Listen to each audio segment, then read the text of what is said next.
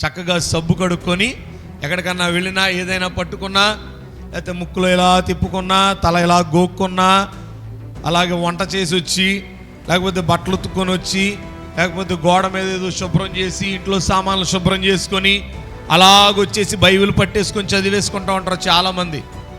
దేవుని బిడ్డలారా, అలా ఎలా పడితే అలా పట్టుకోవడానికి ఇది మామూలు గ్రంథం కాదు. దేవుని చేత మాట్లాడిన ప్రవక్తలైనటువంటి వారి ద్వారా దేవుడు మాట్లాడినటువంటి మాటలు రాయబడిన అతి పరిశుద్ధ గ్రంథం. అలాగే ప్రపంచంలో ఎక్కువగా ప్రాచుర్యము పొందినది కూడా ఈ బైబిల్ గ్రంథమే.